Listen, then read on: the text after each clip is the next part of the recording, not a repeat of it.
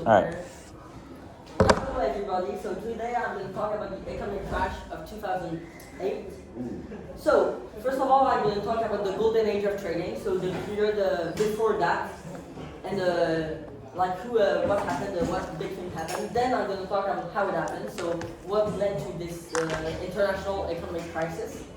And finally, we're going to do a trading game to see which is the best trader between all of you. Ooh.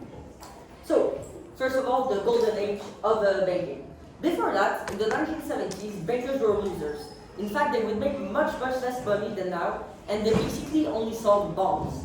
And you might be wondering, what is a bond? So basically, it's a glorified way of lending money. When you buy a bond, you lend money to a corporation or a country, a government that issued the bond, and in return, they promise to pay you back the amount you gave them after a certain period. And they will also pay you regularly money as interest, so every month. So it's just lending money, but in a fancy name, because bankers love giving fancy names to simple things, as you will see later. After this explanation, I'm sure you now think bonds are boring, and the fact is they were, and so was the banking world at that time. That was until Louis Rianeri came from Solomon Brothers, changed everything. But before I explain what he did, I need to make sure you guys know what a mortgage is. Do you know? What's a mortgage? An evil scheme devised by the banks to exactly. steal my money. So, Louis Rianeri is kind of the guy that made it happen, but he didn't. He created something and then it exponentially modified into a bunch of different things that made the crisis happen. So Louis Rianeri, it's this guy, he was a banker from Solomon Brothers, and in the late 1970s, he created mortgage-backed securities, which is another time a pretty weird name, which is also known as MBS. And at that time, the average personal mortgage was at a fixed rate, so every month they would pay the same amount of money for 30 years. It was pretty boring, there was a small payoff, the banks only made a little money from it, but it was very safe. But it was very safe. But when you have thousands of them all bundled in one, so you take like thousands of mortgage, you bundle them in one, and suddenly the yield goes up, you make much more profit from it, but the risk is still very low because, well, everyone pays their mortgage. So it was a great idea at first. And these pool of mortgages, so these big bundles of mortgages, were turned into a financial product, also known as a security, hence the name mortgage-backed securities. And these pools of mortgages can be sold to investors. And that's really important, because you can create a pool of mortgages and then sell it for a profit to another banker. And these investors made a lot of money from it. And another thing you need to understand is, so here's a quick explanation. And another thing you need to explain is the credit ratings on bonds. So basically, they're like report cards, and credit ratings agencies such as Standard & Poor's and Moore's will look at the financial health of all the borrowers and decide if it's pretty risky or not to give them a mortgage.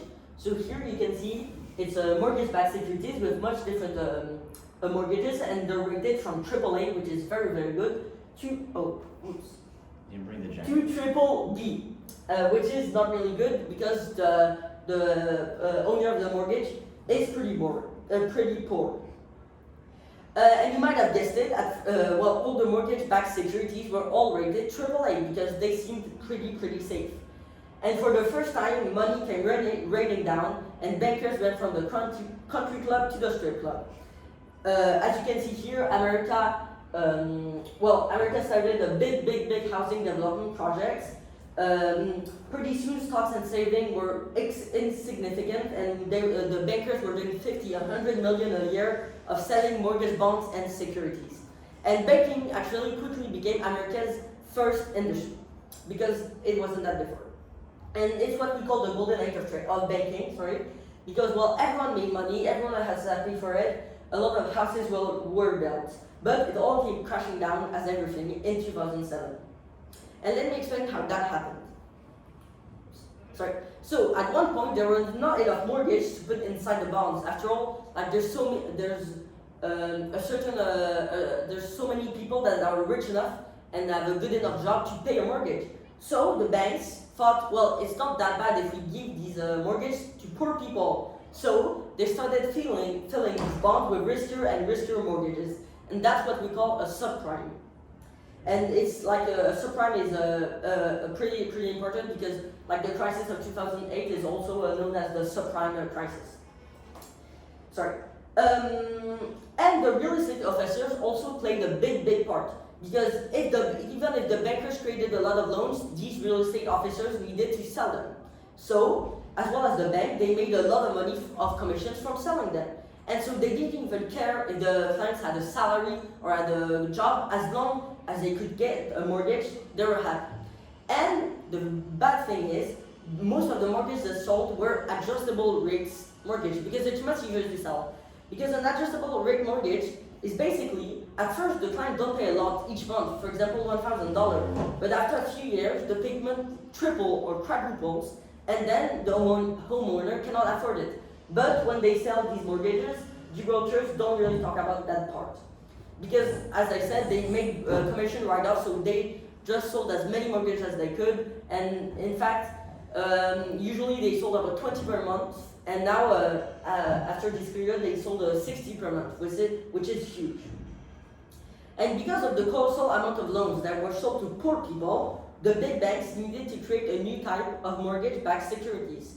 Because before that they were issued by the government and were only very good mortgages. But now they created a bit riskier ones with AAA ratings, but mostly B ratings, as I shown here. And somewhere along the line, these Bs and double Bs went from a little risky to dog shit. They had rock bottom FICO scores, no income verification, so they didn't even care if the client has a salary, and there was adjustable rates. So, another important thing is the default rate. The default rate basically represents the percentage of people of the bond, so the whole pool of mortgages, that haven't paid their mortgages. And before that, it was at about 1%, only a very few amount of people didn't pay, but it quickly rose to 4%, and if it reached 8%, then the whole bond fails. But the craziest part is when the credit rating agencies deem a bond too risky to buy because like the people aren't poor enough, they're not gonna just let it off the market and no one will buy it. What they will do is repackage it into a CDO. A CDO is a collateralized debt obligation. It is when agencies take a bunch of Bs and double Bs mortgages that didn't sell and put them in a pile, and suddenly it becomes diversified. And the rating agencies give it 92 to 93% AAA rating, even though inside them it's only B ratings. And that's because the rating agencies kept giving high ratings because they made a large amount of money from it, and this is what allowed the housing crisis to become a nationwide economic disaster. So basically, if you understand, bonds are dog shit and CDOs are dog shit wrapped in cat shit. Yeah. Next, the craziest thing is the banks even started creating synthetic CDOs. You need to follow me because it's a bit harder from here. Where investors will basically make a side bet on the, so here's a short diagram of explaining what is a CDO. But here, I will explain what a synthetic CDO is. So here we have a lot of poor people that all want a home, so they will go to the realtor, which will sell them mortgages that are very bad with adjustable rates. These realtor will then sell the mortgages to the big banks, and because all of these are very bad mortgages, they will repackage it into a CDO. But remember, this CDO is supposed to be AAA and very safe investment. So this CDO will be worth $20 million. There will be basically $20 million of mortgages inside of it. And this synthetic CDO is basically going to bet on the outcome of this. So if this CDO will sell on the market or not. And because, well, everyone kept buying houses, this market kept booming, everyone thought this would keep going. So the odds were huge. For example, this synthetic CDO bet $200 million with a 20-to-1 odds that this CDO would sell. And then there's going to be another synthetic CDO that bets on the outcome of this bet. So it's basically just a huge chain of bets, one along the other, and then just a simple CDO that was worth 20 million can turn into a $4 billion. And this is why this was only supposed to be like $1 billion crisis, but it became $1 trillion crisis because all of these synthetic CDOs just increased enormously the CDO's price. And in fact, how much do you think the market for insuring CDOs, so basically synthetic CDO, was greater than the market for a mortgage bond itself.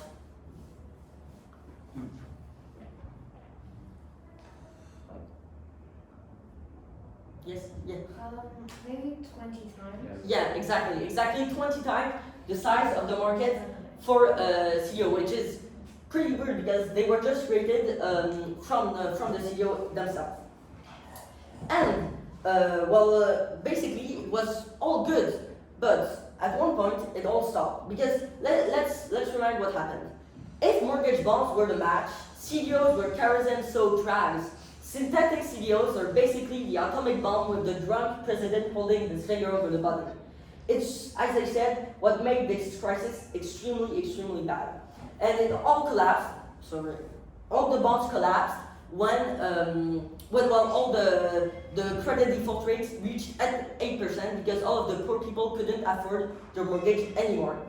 And as you can see here, it's basically kind of a Ponzi scheme because or pyramid scheme, because as soon as these people couldn't afford it, all of the pyramid failed.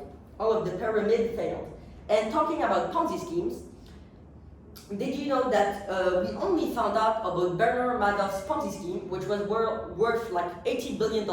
He had a hedge fund that was worth $80 billion, and they only found out about the Ponzi scheme because during the crisis, because everyone was scared they will lose their money, they all asked to get their money back, but as you all know, because it's a Ponzi scheme, he didn't have the money. And that's why we found out he had a Ponzi scheme. But if this crisis didn't happen, who knows how long this Ponzi scheme might have lasted. But on a good note, there were a few investors that actually found out about this huge scam before 2007. So for example, Michael Burry, Mark Baum, Greg Littman, Charlie Lindley, and Jimmy Mai. Most of them just found out that inside of the bonds, it was just very bad mortgages that were rated BBB, but the rating agencies gave it a very good rating. And they found out it was very bad, and so they all bet against the housing market, which is what we call shorting. So they said, I think all of the bonds, for example, here there's a MBS, so there's a pool of mortgages, and this pool is going to fail because all of the mortgage owners will not pay their mortgage. And at one point they did, and they made billions dollars off of it. They, for example, made $2.69 billion, $1.5 billion, and $1 billion.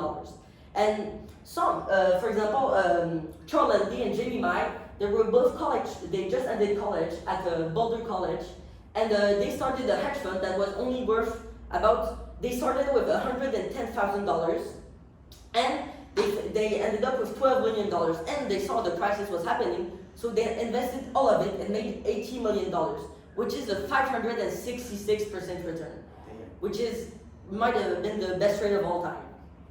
And now they run both of the hedge funds together. So that's the story of the 2008 crisis, and if you have any questions, please go ahead. Go ahead. Yes.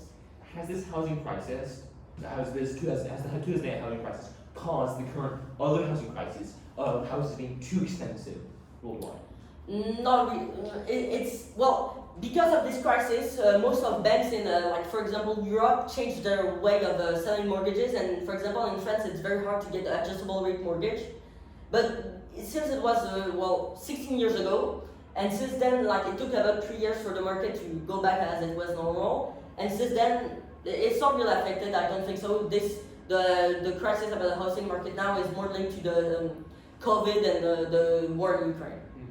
But I'm not sure about that. So in a sense, was it kind of like a necessary evil to uncover all the Ponzi schemes? Yeah. It was a necessary evil, and it's good we found this then, because since then the market has it's much more bigger, and we would have lost much more money. But it's a necessary evil. But we already the U.S. already had a crisis like that in 1929. It was basically the same thing, and I guess we didn't learn from it, because the thing is, all of the bankers and the realtors kept doing this because they were getting money each month because they would get commissions right away, and the people buying houses felt it was okay to buy some because everyone else was doing it, and some didn't even have the money to pay the down payment for a house mortgage. So you know what they did? they got another loan to pay the down payment. So there was loans on top of other loans. Some people even owned 7 houses because it was just so easy. So that's it, and now we're gonna do a little trading game. So if you will please get your laptops or iPads out.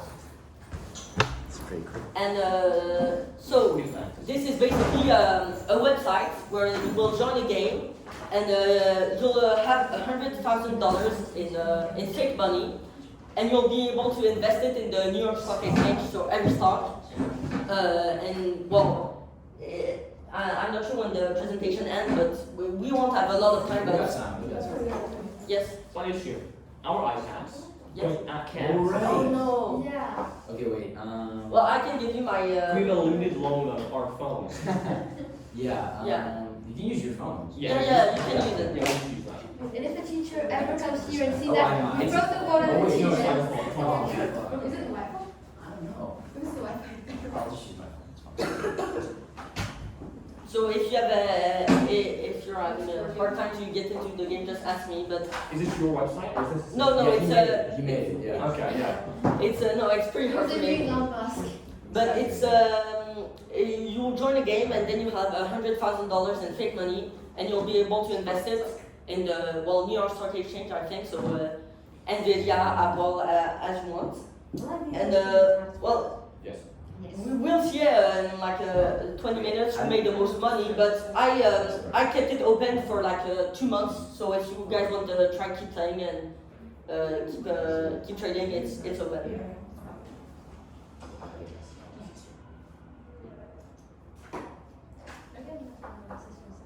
Nick, t'as vu Nvidia comment ça incroyable? Oui.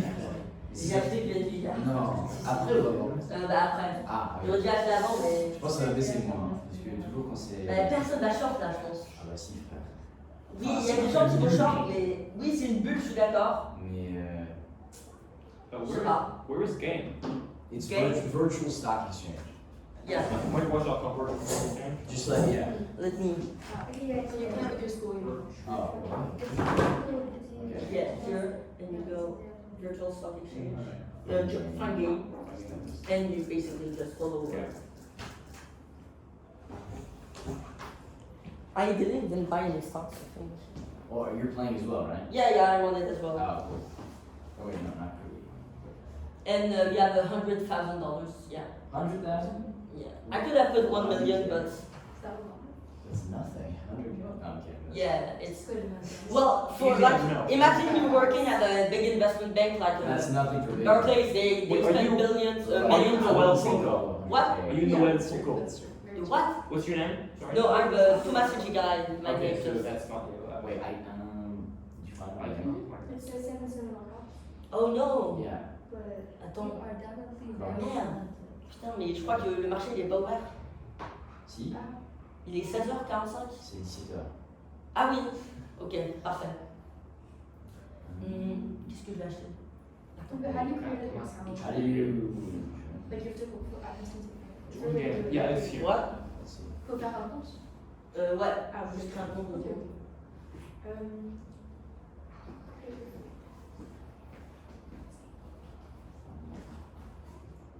Page 16. No. I could create an account. No, no, I didn't. If you want to get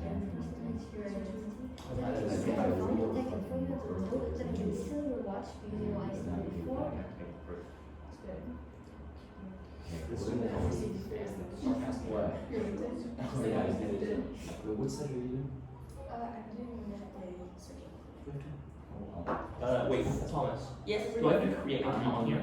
Yeah. Okay. Sorry, but it's the only way. Geopolitics research. This is like the easiest website to actually do this, or the easiest app. Because even if you're doing with fake money, some of them like ask you to put your bank account. Honestly, Yeah. you should like. Yeah. So where do I create an account here? Do I just do it through the? Like no, for real. What? Where do I create an account here? Okay, I want to. Yeah, American Library. Yeah. Understand. That's good. Okay. And No, it's not. It's not. you just Here. okay. And Join game, okay. and then yeah, you just create a. Yeah, like STEM exists. STEM. Oh no, this you need to. Here, because if you click subscribe, you're gonna pay for like Okay. a monthly. You just put your email and your password in for them. Oh, well, the password doesn't seem to work. What? I C'est-à-dire, Okay, who's? mais tu t'as mis te connecter. Ah, le password. Oh, okay. don't. Again. T'as oublié le E à Janine. Go ahead, start. No, Si- No, no, no, no, you did. No, you did. no, yeah, the last time I did it, and then. You have to. Et là juste, tu peux chercher des actions. Oh, money. Oh, you have to guess. Tu peux chercher des So actions you et have tu to peux les like acheter. that. And you can also short stocks if you want. Ooh. Peut-être que short Nvidia sur ça. Yeah, I was gonna Hold say. up, wait. Wait, Yeah. is it real time? Yeah, it's real time. Oh, that might take a while. Yeah. That's 67 shares. How much is one share? 780. C'est beaucoup. That's like. 780. Elle a pris à 805. Ah ouais? Impressionnant. Moi j'avais pris à l'époque, genre il y a 3-4 ans, 2020. Je sais plus si j'avais revendu Mais ou tu sais pas. que c'est impressionnant, genre, il y a un an et demi, quarterly earnings, c'était genre 4 milliards, là c'est 22 milliards. À ton avis, c'est le but qui a explosé? Un peu, ouais. Pas exploser, parce que c'est quand même génial, mais ils sont un peu un monopole, genre. Is it here or Yo. I don't know anyway. Yo. Loading. I know. I tried loading the like here. If you're registering here. It doesn't load. But then it's I can try to go hot No, it's fine. No, It's it's loading. What is it? But Just stop- look at like stop- over a few months. Oh, yeah. Here. I'll try. Whose phone is? Oh, that's Tom's. Oh, yeah, should I start recording? Here, Toby. Yeah. Actually, no, it's your phone. Yeah. Oh, no, it's fine, it's fine. It's just it's very I'm not gonna question that. What? I don't know if it's. It's gonna be harder to set up. Yeah.